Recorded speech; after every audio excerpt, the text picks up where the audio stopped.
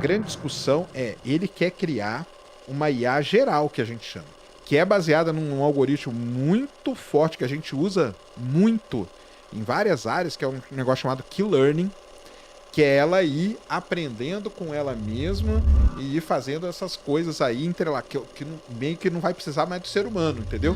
Bom, na verdade eu tenho mais duas perguntas, porque o Pedro me lembrou da questão da IA, que a gente introduziu assim, mas não chegou a discutir. E aí, voltando para o livro Superinteligência, do Nick Bostrom, ele fala sobre maneiras pelas quais a gente poderia se proteger de uma IA superinteligente. Para entender um pouco da premissa do livro, o que ele fala é o seguinte: a gente está chegando num nível, isso ele escreveu, sei lá, 2015, por aí, antes do que a gente está vendo agora, né? Onde as inteligências artificiais estão ficando melhores em criar outras IAs do que o melhor ser humano. Aí você entra numa curva de evolução exponencial, né? Com os algoritmos ficando cada vez melhores, até uma hora que ele cria o que ele chama de uma singularidade. A gente pode estar criando um deus, assim, em termos de conhecimento. Daqui a pouco, uma IA já deve ser mais inteligente do que o ser humano mais inteligente. Daqui a pouco é mais do que uma aldeia onde esse cara tá, depois uma cidade, um país, até que fica mais inteligente do que toda a humanidade junta. Nessa hora ele fala, cara, quais serão as implicações da criação de uma inteligência tão poderosa assim? E depois ele fala, como se proteger dela? E uma das coisas que ele fala é, vamos tentar fechar essa IA dentro de uma realidade simulada. Ou talvez até como uma cebola, né? Várias camadas de realidade para que ela não possa sair e afetar a nossa realidade em si. Eu queria saber a opinião de vocês quanto à evolução da IA. Eu sei que hoje está muito distante, mas levando em conta que ela dobra de capacidade a cada espaço de 3, 4 meses, se você bota 5 anos aí, o negócio multiplica exponencialmente.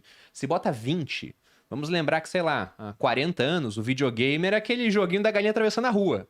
Hoje em dia é uma simulação perfeitamente parecida com a realidade. É o No Man's Sky. Pois é, então imagina onde isso pode vir parar. O que vocês pensam sobre a evolução de IA? O quanto que vocês têm usado o ChatGPT recentemente? Ou o Gemini? Pouco. Pouco? Vocês usam muito aqui no grupo aqui a IAs? Vocês Olha, têm Vocês estão começando alguns a usar, bots, né? O time tá usando alguns bastante, GPTs Edu? aí? O time tá usando. Ah, legal. Porque assim, hoje em dia o ChatGPT ele é uma ferramenta útil para diversas áreas. Eu consigo usar ele no dia a dia, por exemplo, para, sei lá, verificar roteiro, para fazer esse tipo de coisa, para realmente facilitar a minha vida. Só que nenhum modelo de linguagem, com nenhum grande LLM hoje, como o Bard, o Gemini, como o ChatGPT, consegue entender o que eles estão falando ou fazendo. Porque eles funcionam como se fossem calculadora de palavras. São a ferramenta. É como se ele tentasse prever, baseado no input, na entrada que o usuário dá, qual que é a melhor resposta possível. E por isso que a gente vai usar para algumas coisas aqui, algumas coisas ali, ele é útil para algumas coisas, beleza, mas é isso. A verdadeira revolução, na minha opinião, que vai fazer a gente ficar totalmente dependente de IAs é quando elas entenderem o que elas estão fazendo. De uma certa forma, criar consciência, você tá falando? Não necessariamente consciência, embora eu acho que esse é um estágio que depois acho que segue naturalmente, sabe? Mas, por exemplo, tu pode hoje em dia dar pro ChatGPT fazer uma conta, sei lá, 2 mais 2 igual a 4, que tu esperaria o 4 como resposta, ele vai te responder talvez 5, ou algo assim. Porque, sei lá, deu algum rolê ali no meio que zoou a conta Já e... aconteceu isso Um comigo. lapso de consciência, disse o chat. Uma vez eu tava escrevendo assim no ChatGPT, tirando uma dúvida sobre um episódio chamado de A Crise do Ouro. Que foi quando os franceses foram até os Estados Unidos, mandaram um navio de guerra para pegar o ouro que eles depositavam no Banco Central Americano, que era aquela época do dólar com lastro em ouro e as outras moedas com lastro em dólar. Aí o De Gaulle era presidente na França, o ministro dele falou, olha, os Estados Unidos estão imprimindo muito mais dólares do que tem ouro, por causa da guerra do Vietnã. Vai lá e pega o nosso ouro. E eu não lembrava a data. Eu lembrava que era antes de 71, mas não lembrava se era 68, 69. Eu perguntei pro ChatGPT, ele falou, foi em 1960. Eu falei, não, isso tá errado. Não foi nessa data. Aí Ele, você você tem corrigiu. razão, foi em 68. Eu falei, por que você mentiu pra mim? Aí ele falou, eu não menti, foi um lapso no meu banco de dados. Então ele praticamente falou, deu branco. Tá vendo só? Tá aí Realmente, uma boa desculpa pra galera que vai fazer prova. Ó. Escreve lá, foi um lapso no meu banco de dados. E aí chega na questão do Sora, que eu acho que é a que todo mundo deixou meio que... Todo mundo não, mas a maior parte das pessoas deixou passar batido, que eu acho que é uma das capacidades mais incríveis da nova ferramenta da OpenAI.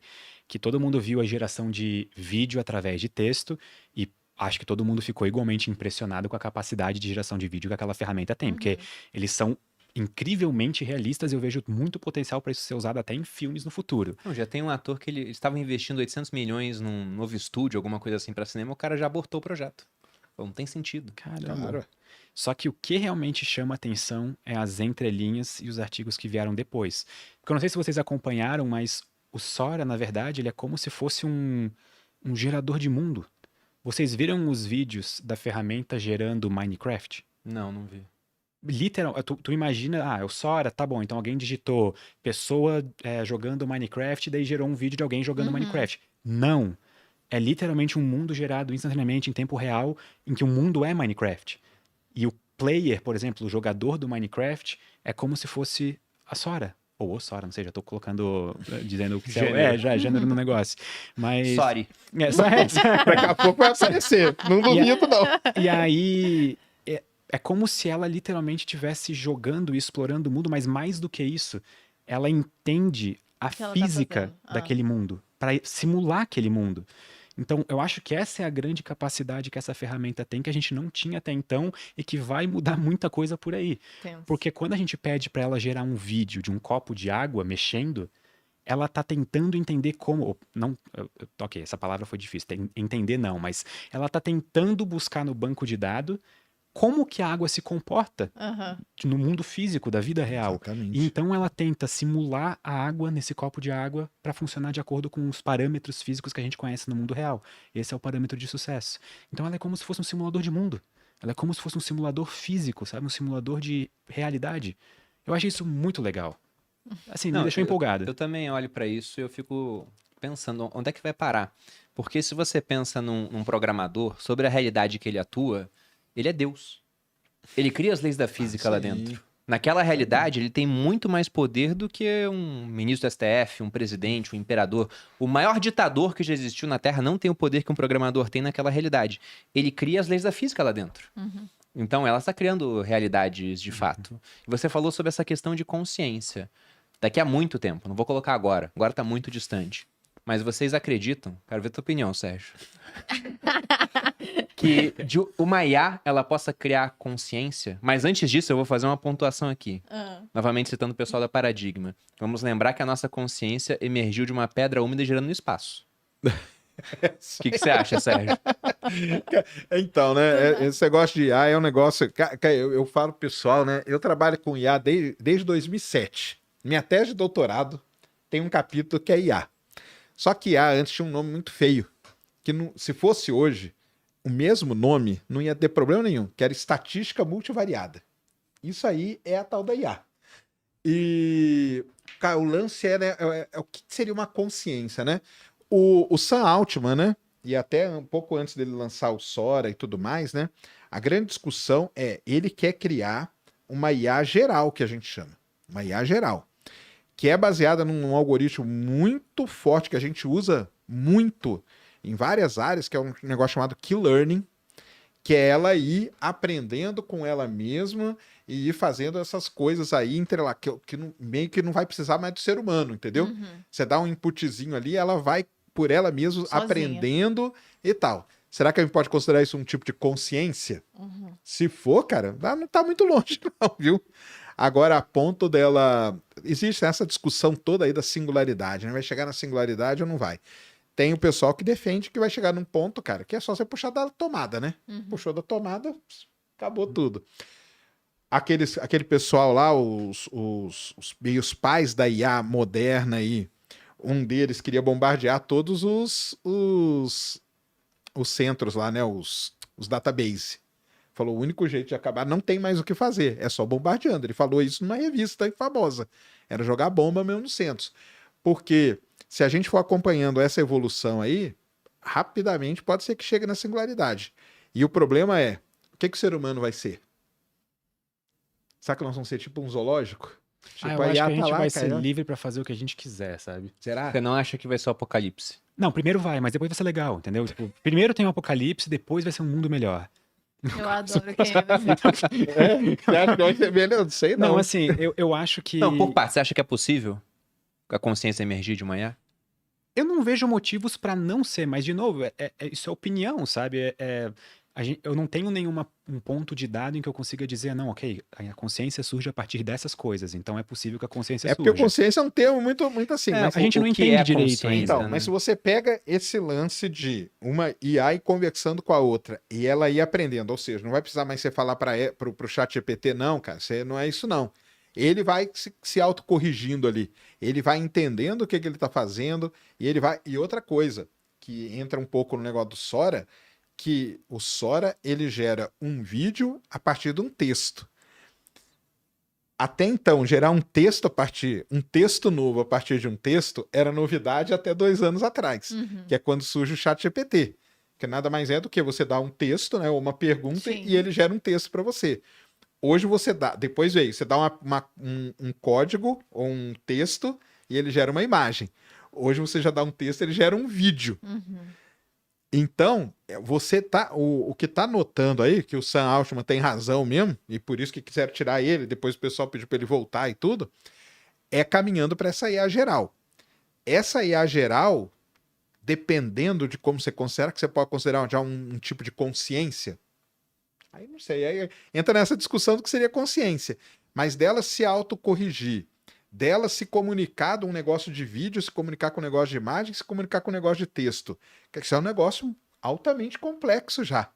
Então, assim, nesse nível aí, pode ser que sim, né? Talvez a gente já tenha criado uma IA consciente em algum laboratório, em algum lugar da Terra. A gente só não sabe exatamente ainda como definir consciência bem o suficiente para comprovar isso, sabe? Para dizer que aquilo é consciente ou não. Eu até acho legal que o ChatGPT meio que destruiu assim o teste de Turing, né?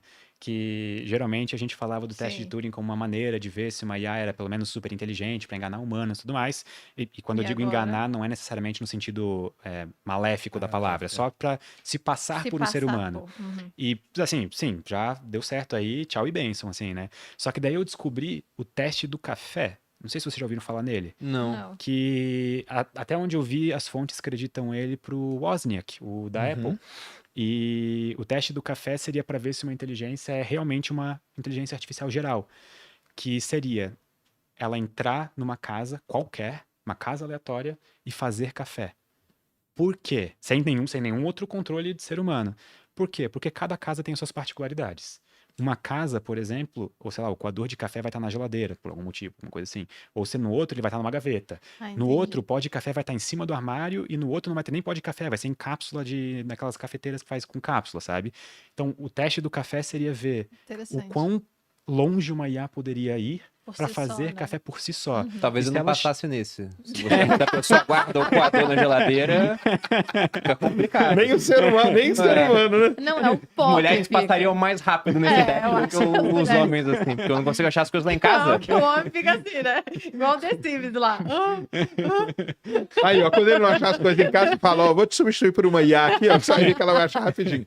Mas, ó, só pra acabar esse negócio de IA, sempre que eu falo, Mas eu gosto de genial, falar, eu cara. adorei. Porque realmente existe uma certa. Você precisa pensar onde pode ser que está. Você precisa de uma né? generalidade Para de além, conteúdo, é. assim, né? Então, Isso é muito mais complexo do que lembrar num banco de dados a data de tal evento, Uhum. realmente. Mas você falar, Sérgio. Não, eu ia falar, cara, que eu não sou da galera alarmista, hein? Então, tem uma galera alarmista que acha que acabou, eu acho que não. O Pedro aqui falou, né? Em vez de você ficar reclamando aí, pensando que tudo acabou, cara, vai estudar IA, porque ela pode ajudar muito Sim. em muitas tarefas.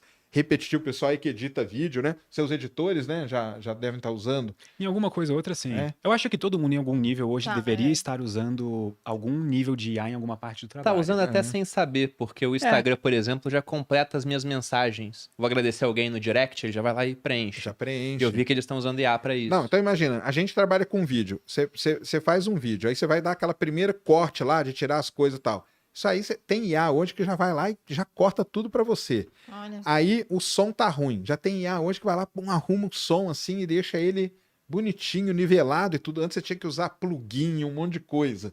Então, assim, para muitos trabalhos, aí vai falar assim, vai substituir o ser humano? Não, porque aí o ser humano, ele vai se concentrar naquilo que ele precisa se concentrar, que é na parte artística do vídeo, que é na animação. Aqui eu vou colocar uma animação assim, aqui eu traçado igual os vídeos que o Pedrão faz lá, que são muito bem feitos com essa parte toda.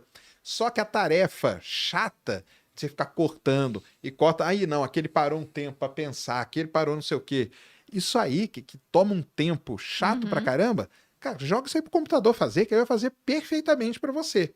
E o ser humano vai se concentrar na parte artística da coisa.